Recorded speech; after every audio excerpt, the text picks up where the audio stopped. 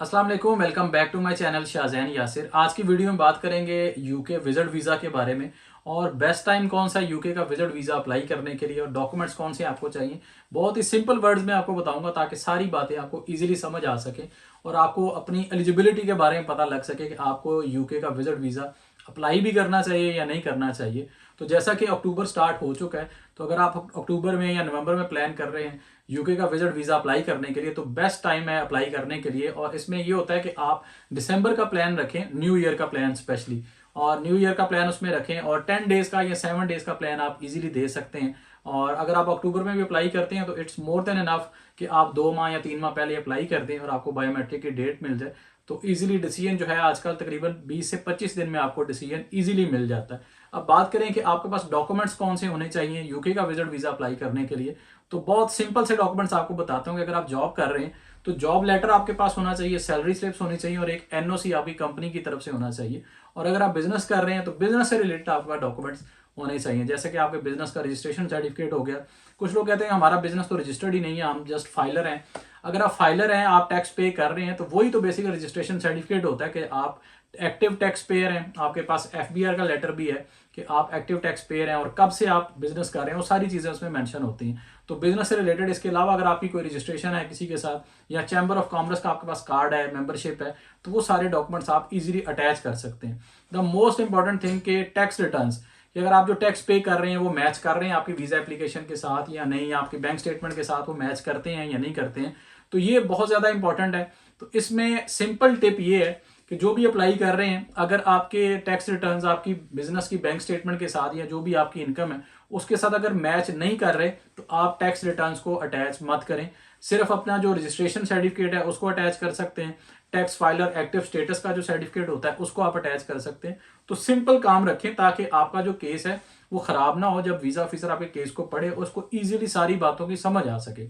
बाकी जो लोग जॉब करते हैं उनको, अगर उनके तो टैक्स नॉर्मली तो मैच कर रहे होते हैं उनकी बैंक स्टेटमेंट के साथ, अगर उन्हें भी प्रॉब्लम लग रहा है तो जॉब के लिए तो खैर टैक्स रिटर्न्स होना बहुत ज़्यादा ज़रूरी नहीं है। जॉब के लिए ज़्यादा ज़रूरी नहीं है लेकिन बिजनेस के लिए बहुत ज़्यादा ज़रूरी है। लेकिन बिजनेस के लिए बाकी के जो टैक्स के डॉक्यूमेंट्स हैं वो आप अटैच कर सकते हैं। अगर टैक्स रिटर्न आपके मैच करते हैं आपकी बिजनेस प्रोफाइल के साथ, तो फिर आपको ज़रूर वो अटैच करने चाहिए। मोस्ट इंपॉर्टेंट थिंग है कि अगर आपके पास कोई ट्रैवल हिस्ट्री है, चाहे 2 कंट्रीज की, 3 की, 4 की है, तो फिर आपको यूके का डिसीजन लेना चाहिए।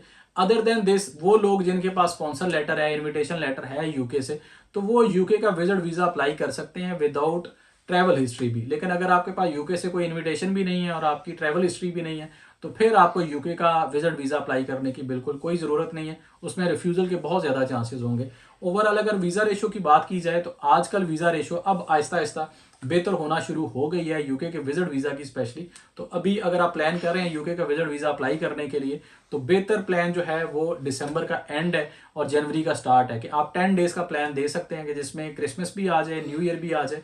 तो ये सारी चीज़ें आप एलेबोरेट कर सकते हैं अपनी वीज़ा एप्लीकेशन में भी और कवर लेटर में भी। कवर लेटर बहुत ज़्यादा ज़रूरी होता है। कवर लेटर में आपने अपने बारे में सारी इन्फॉर्मेशन देनी है, अपनी जॉब से, बिजनेस से रिलेटेड, अपने पर्पस ऑफ विजिट के बारे में, और आपकी जो इंटेंशन है वापस आने की, वो सारी आपने एलेबोरेट करनी होती है। क्योंकि यूके का विजिट वीज़ा, जब वीज़ा ऑफिसर आपकी एप्लीकेशन देखता है तो उसके जेहन में एक क्वेश्चन तो ज़रूर होता है कि ये बंदा अगर विजिट के लिए आता है तो विजिट कंप्लीट करके ये वापस भी जाएगा या इत्थे रह पाएगा, साढ़े पल्ले पै जाएगा।